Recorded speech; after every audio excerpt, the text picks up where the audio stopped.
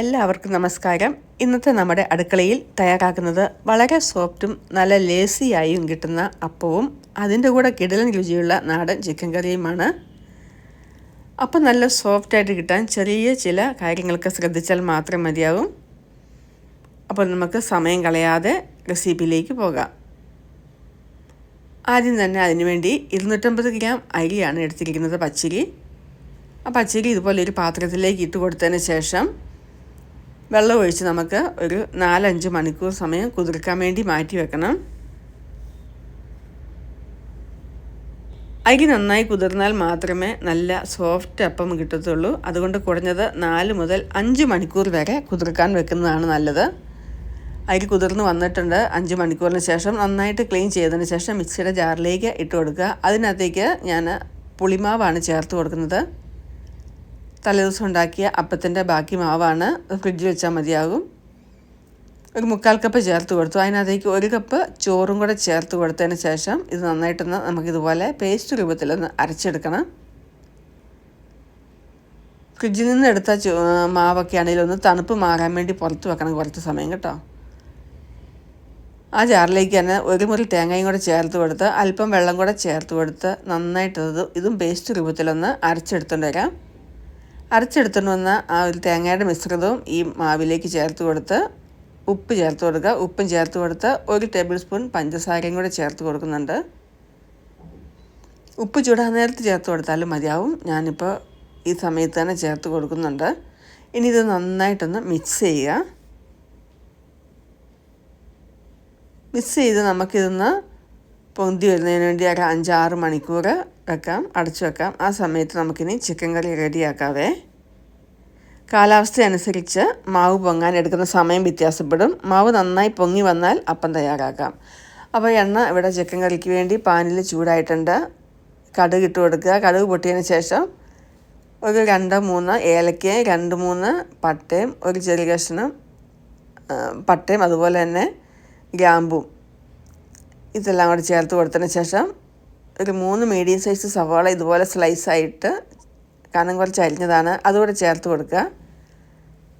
അത് നന്നായിട്ടൊന്ന് വഴറ്റിയെടുക്കുക. പെട്ടെന്നൊന്ന് വഴന്ന് വരുന്നതിന് വേണ്ടി ഞാനൊരു 1/2 സ്പൂൺ ഉപ്പും കൂടെ ചേർത്ത് കൊടുത്തിട്ടുണ്ട്.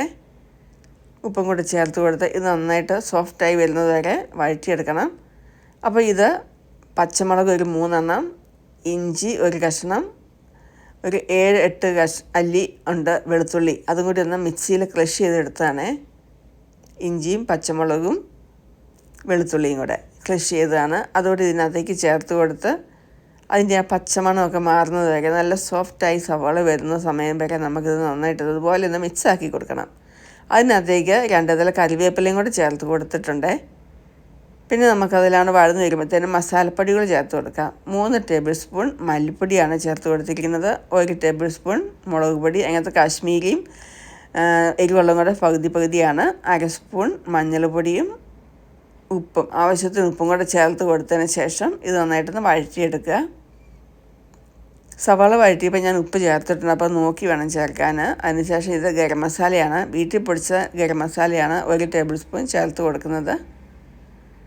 ഇതെല്ലാം കൂടെ ചേർത്ത് കൊടുത്തതിന് ശേഷം 1 തക്കാളിയാണ് നമുക്ക് പിന്നെ ചേർത്ത് കൊടുക്കേണ്ടത്. ഇനി മസാലയുടെ പച്ചമണം എല്ലാം മാറി മസാല വേകുന്നതിന് വേണ്ടി 1 കപ്പ്, നമ്മുടെ സാധാരണ സ്റ്റീൽ കപ്പല്ല, 250 ml ആണ് ഉദ്ദേശിക്കുന്നത്, 1 കപ്പ് വെള്ളം കൂടെ ചേർത്ത് കൊടുക്കുക. അത് ആദ്യം പകുതി ചേർത്ത് കൊടുക്കുക. അതിന് ശേഷം മസാല അതിന് കിടന്ന് നന്നായിട്ടൊന്ന് വെന്ത എണ്ണ തെളിയുമ്പോഴത്തേനും നമുക്ക് പിന്നെ ബാക്കി വെള്ളം കൂടെ ചേർത്ത് കൊടുക്കാം. ഇനി ഇത് അടച്ചു വെച്ച് നമുക്ക് കുറച്ച് സമയം കുക്ക് ചെയ്യാം. മസാല നന്നായിട്ട് വെന്ത് വന്നാൽ മാത്രമേ കറിക്ക് ടേസ്റ്റ് ഉണ്ടാകത്തുള്ളൂ. അപ്പോൾ നന്നായിട്ട് വെന്ത് കഴിയുമ്പോൾ ഇതുപോലെ എണ്ണ തെളിഞ്ഞ് വരും. ലോ ടു മീഡിയം ഫ്ലെയിമിൽ വെച്ച് നമുക്ക് മസാല കുക്ക് ചെയ്യണം, അല്ലെങ്കിൽ അടിയൊക്കെ കരിഞ്ഞു പോകാൻ ചാൻസ് ഉണ്ട്. അപ്പോൾ ഇത് നമ്മുടെ മസാലയൊക്കെ ഏകദേശം റെഡി ആയിട്ടുണ്ട്. ഇനി നമുക്ക് നന്നായിട്ട് ക്ലീൻ ചെയ്ത് വെച്ചിരിക്കുന്ന 3/4 കിലോ ചിക്കനാണ് ഇട്ട് കൊടുക്കുന്നത്. മസാലയിലേക്ക് ചിക്കൻ ഇട്ട് കൊടുത്ത് നന്നായിട്ടൊന്ന് മിക്സ് ചെയ്യണം. ഇനി ഇതിനകത്തേക്ക് വേവാൻ ആവശ്യമായ വെള്ളം ചേർത്ത് കൊടുക്കുക. കുക്കറിലാകുമ്പോൾ നമുക്ക് വെള്ളമൊന്നും അധികം ചേർക്കേണ്ട ആവശ്യമില്ല.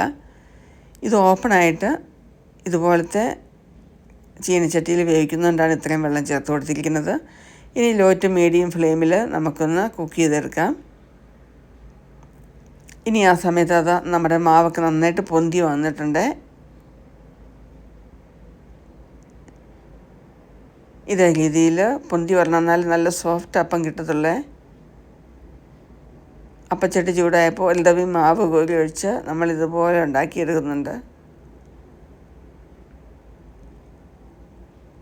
അപ്പം വളരെ രുചികരവും ഈസി ആയിട്ടുള്ള നല്ല അരിയൊക്കെ നല്ല ലേസി ആയിട്ട്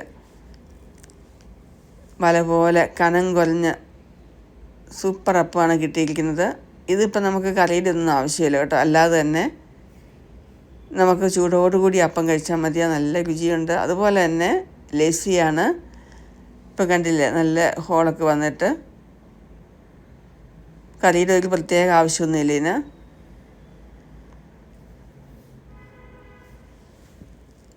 മാവ് പൊന്തി വരാൻ നമുക്കറിയാം കാലാവസ്ഥ അനുസരിച്ച് കുറച്ച് സമയമെടുക്കും. മാവ് നന്നായി പൊങ്ങി വന്നാൽ അപ്പം നല്ല സോഫ്റ്റായിട്ട് കിട്ടും, അല്ലെങ്കിൽ കല്ല് പോലെ ഇരിക്കും, നമുക്ക് തിന്നാനൊരു രുചിയൊന്നും കാണത്തില്ല.